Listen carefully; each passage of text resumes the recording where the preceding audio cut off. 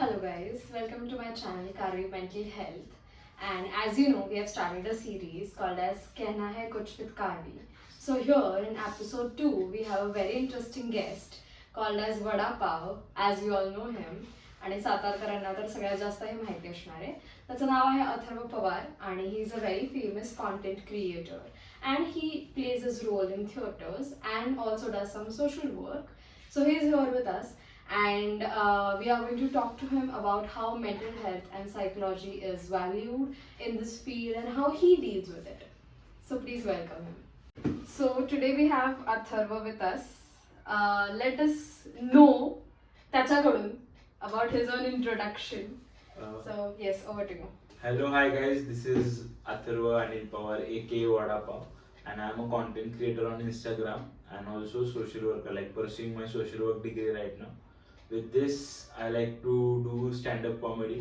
I like to write. I like to direct. I like to watch movies and review movies. So that's it. Like I like to do everything. I like to try, eat, experiment, and experience. Yes, he is also honest critic जे आम्हाला आता गप्पा मारताना कळालंय. So do visit his Instagram page and look at his reviews as well.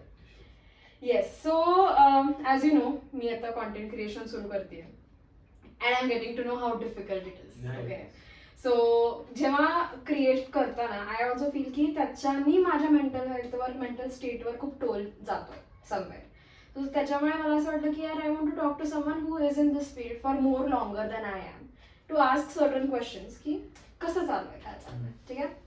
So my first question is की content creation हे stressful असतं, overwhelming असतं for sure. तर तू प्रोडक्टिव्हिटी आणि सेल्फ केअर ह्याला बॅलन्स कसं करतोस?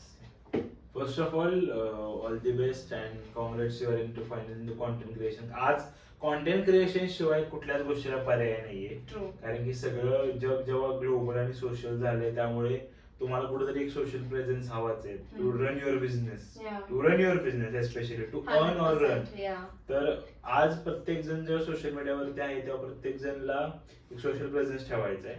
आणि I am doing it since last 4 to 5 years. आणि माझं 5th year आहे, मी कॉन्टेंट क्रिएशन करतोय. आणि आय एम व्हेरी ग्रेटफुल की I am still on a slow path, कारण की मी बऱ्याच गोष्टी शिकत चाललोय.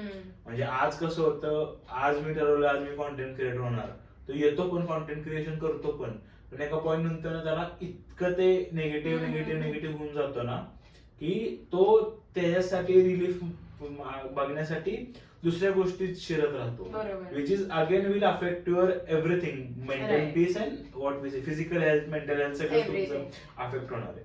So content creation is really beautiful field, खूप सुंदर फील्ड आहे content creation.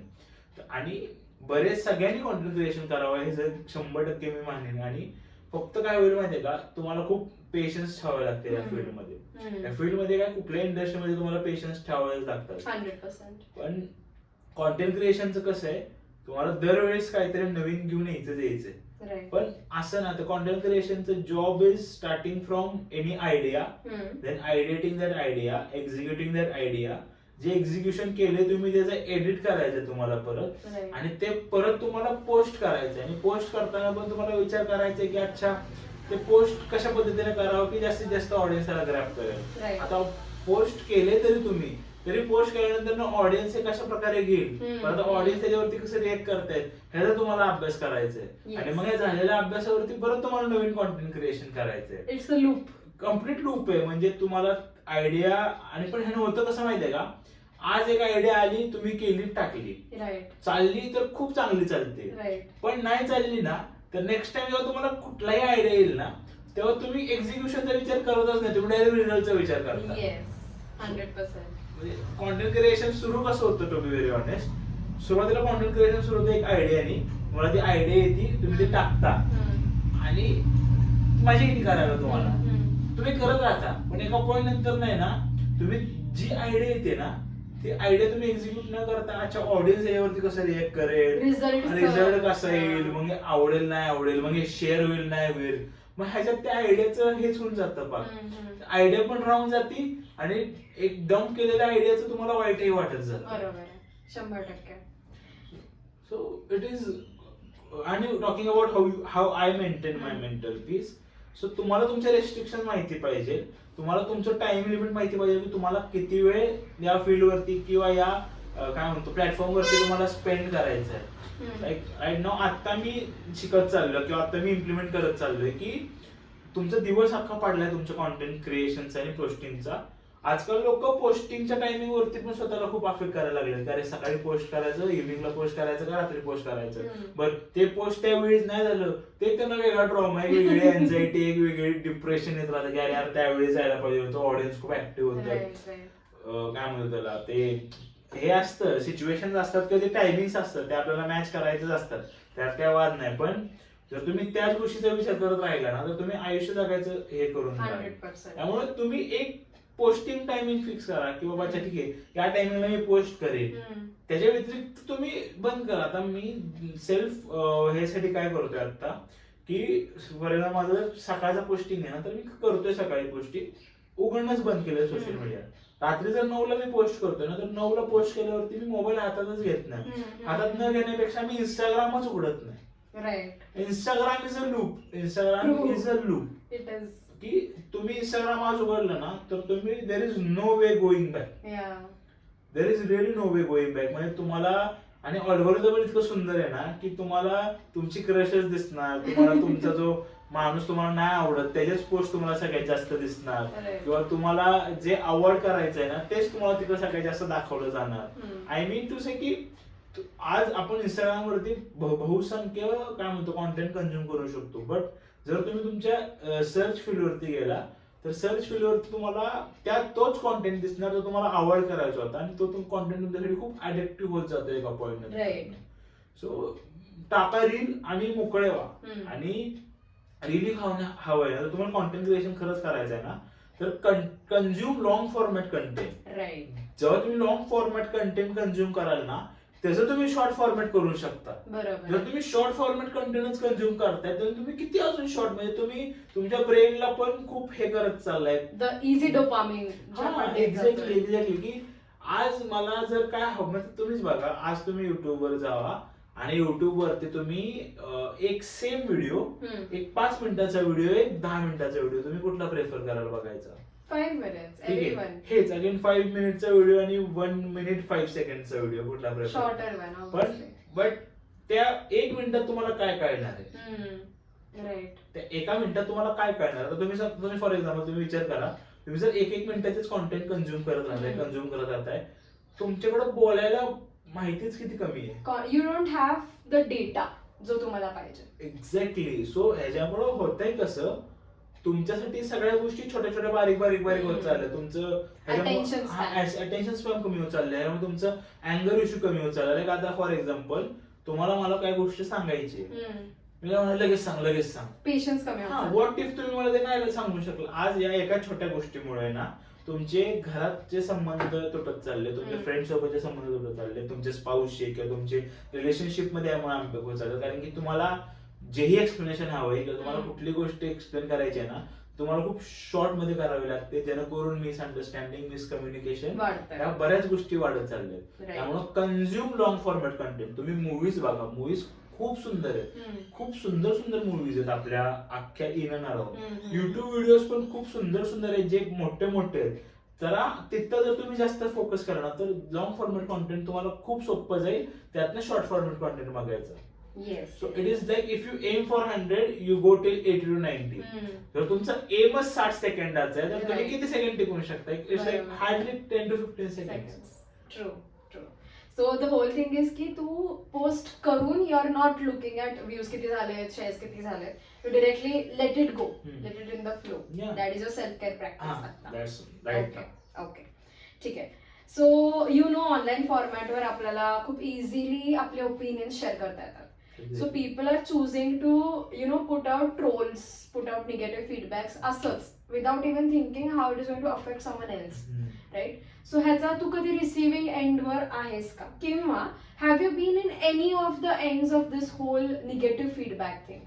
I have been into everything. म्हणजे मी निगेटिव्ह कमेंट्स टाकण्यापासून ते निगेटिव्ह व्हिडिओ काय म्हणतो कमेंट्स घेण्यापर्यंत. लाईक आजच मी व्हिडिओ सुरू व्हायच्या आधी बोललो की एखाद्या मूवीचा मी रिव्ह्यू दिला की बाबा हम्म. नाही पटला मला व्हिडिओ, हम्म. मी असं मजाक मध्ये बोलून टाकलं, पण ते टाईप करताना की ते पोस्ट झाल्यावरती मला खूप निगेटिव्ह वाटलं. हेच मी स्वतःवरती घेतलं की आज मी कुठली रील टाकली आणि ते खरंच लोकांना नाही आवडलं आणि ते लोकांनी समजा त्यांनी सेम रिॲक्शन दिले जे मी लोकांना देतोय, तर ते मला पण किती अफेक्ट होणार. So it is a circle, जे तुम्ही देता ते तुमच्याकडे येणारच आहे. पण अगेन इट इज की तुम्हाला कसं घ्यायचंय. अँड टॉकिंग अबाउट की तुम्ही ऍक्च्युली निगेटिव्ह ट्रोल्स वरनं किंवा निगेटिव्ह कमेंट्स मधनं शिकत असता.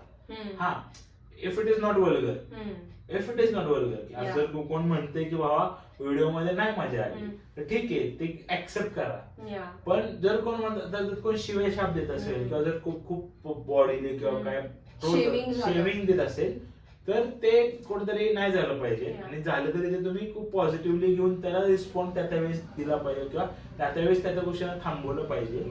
आणि तुम्ही किती काळ नाही करा ना, you are always into something. म्हणजे तुम्ही एकतर निगेटिव्ह रिव्ह्यूज देता तरी, पास तरी करता किंवा कन्झ्युम तरी घेता तरी, आणि अफेक्ट सगळ्यांना पडतो. देणाऱ्याला, पास करणारा आणि घेणाऱ्याला. It's not about comments only.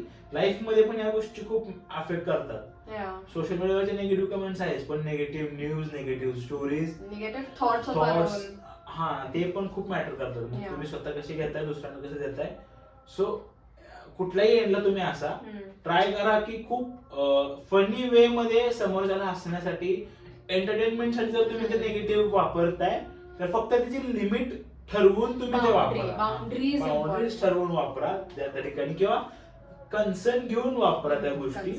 Then it is not a problem. That's it. आपल्याला माहितीये he is trying his hand in theatre and he has done a lot of street plays. So तुला street प्लेची अशी किंवा थिएटरची requirement असते की आपण एक स्टेजवर व्हल्नरेबल होतो, इमोशन्स शो करतो त्या कॅरेक्टरमध्ये जाऊन. सो तू ऑफ स्टेज आणि ऑन स्टेज वेलबिंग कसं मेंटेन करतोस?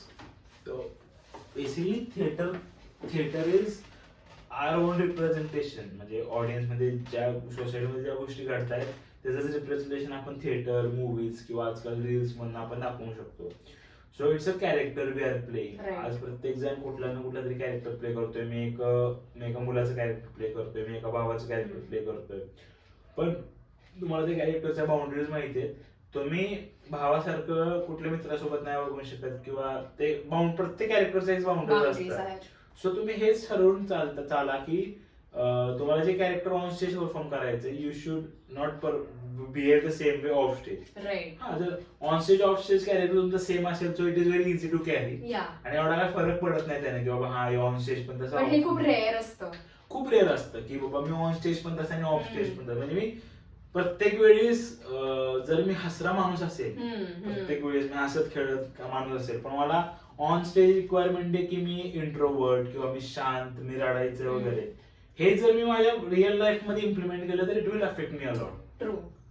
So you should self introspect your characters on stage, off stage, in life as well. In life as well की मित्राशी मित्रासारखंच वागा, वडिलांशी मुलासारखंच वागा, आईशी मुलासारखंच वागा, किंवा मित्रासारखं जरी वाटलं तरी बाउंड्रीज सेट करून वागा.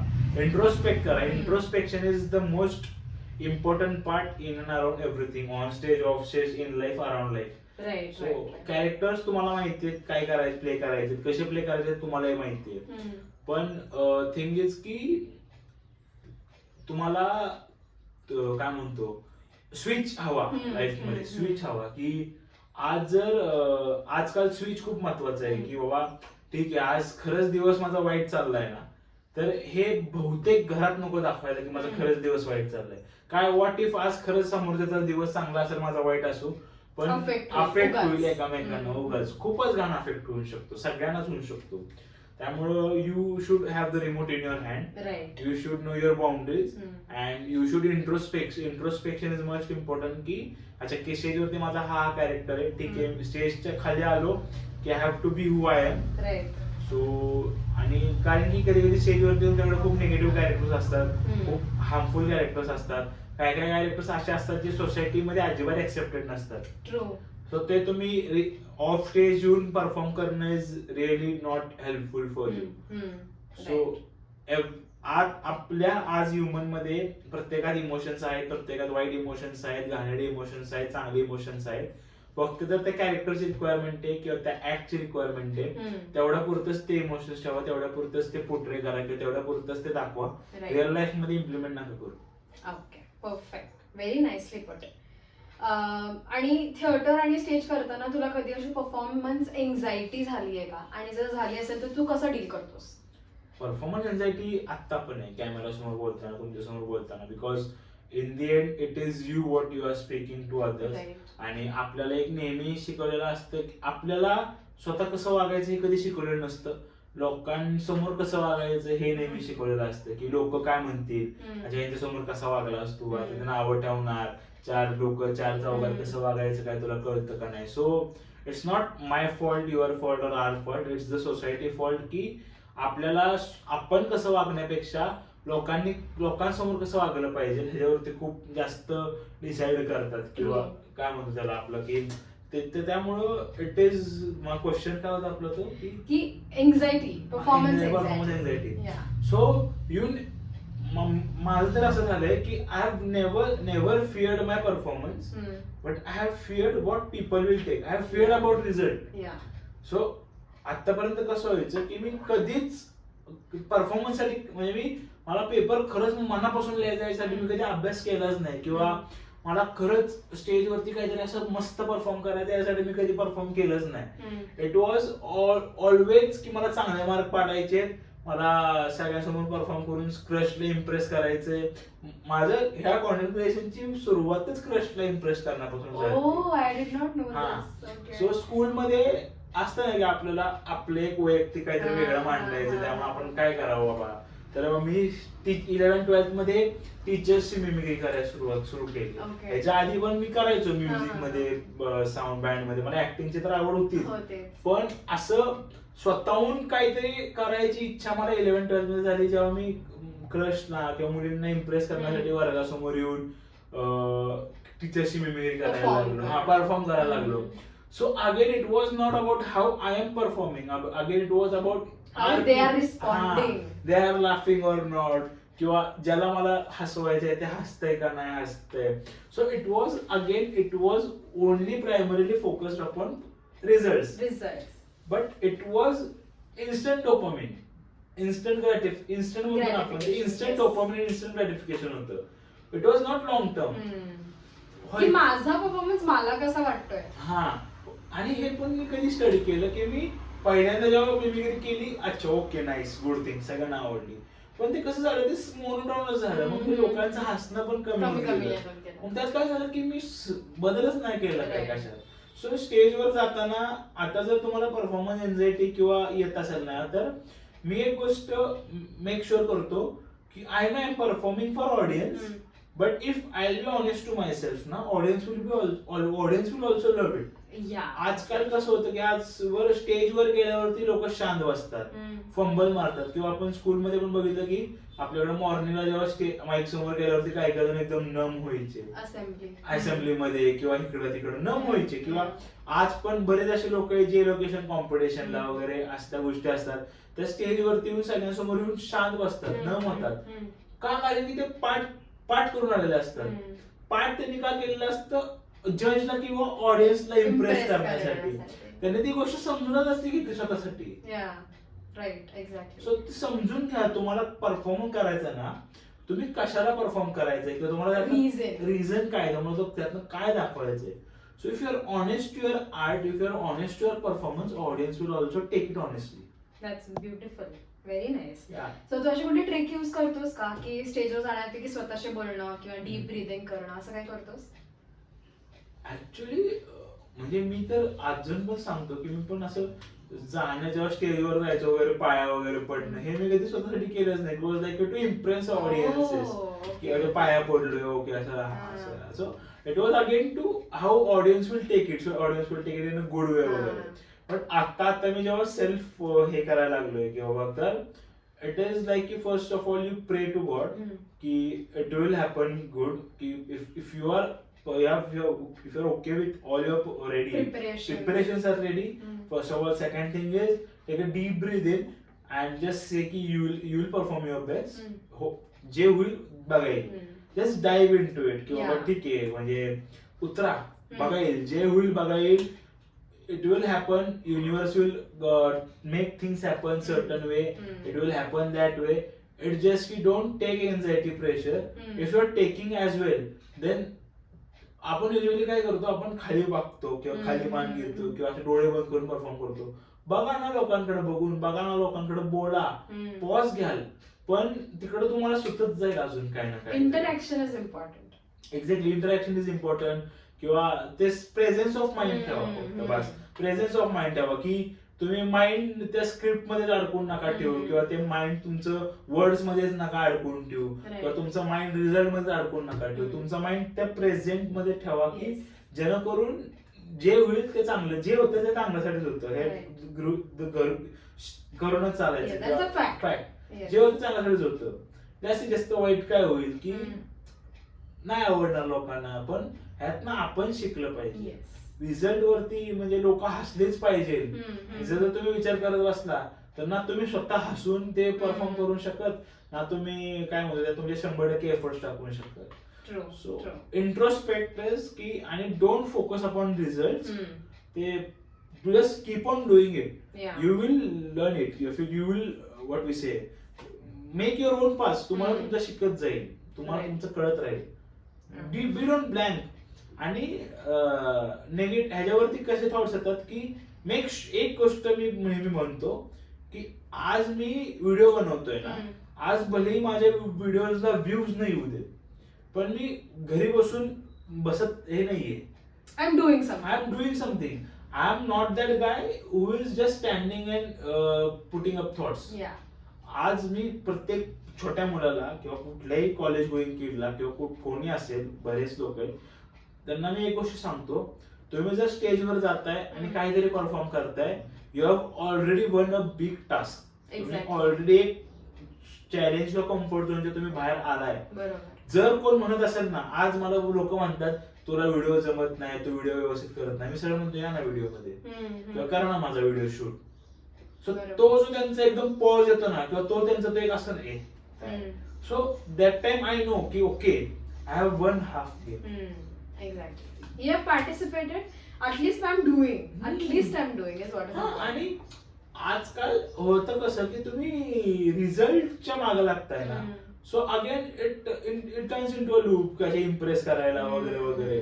पण ते इम्प्रेस करून पण तुम्हाला सतत ते प्रूफ करावं लागेल. If you are honest to yourself and you are honest to your art, तुमचे लोक पण तुमच्या अराउंड ऑनेस्टच येतात. वेळ लागू दे, वेळ लागतो, पण हा जो एक्सपिरियन्स असतो ना, तो कुणाला तिकडे हेल्प होऊन जातो. That's really nice. Yes.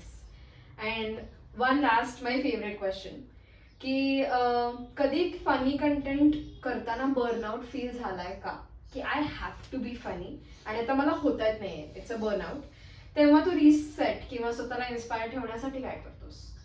हा कोरिलेटेड आहे लास्ट क्वेश्चनला, की आता स्टेजेस वाईज जाऊ लाईफच्या. आपल्याला 10वी पर्यंत काय एम होता की चांगले मार्क पाडायचे. सो ते मार्क पडतील नाही पडतील, मला 100 पैकी 100च पाहिजे, ह्याच्यामुळे आपण किती घाण बर्नआउट व्हायचो. सो या बर्नआउट मध्ये आपण जे आपल्याला ऍक्च्युअली शिकायचंय किंवा जे आपल्याला स्वतः समजून घ्यायचंय ना, ते राहूनच गेलं. त्यामुळे झालं कसं माहितीये का, आपण बराच आपला एज्युकेशनचा जो फन होता ना, तो मिस आउट करून गेलो. बरोबर. Same goes with content creation, same goes with anything.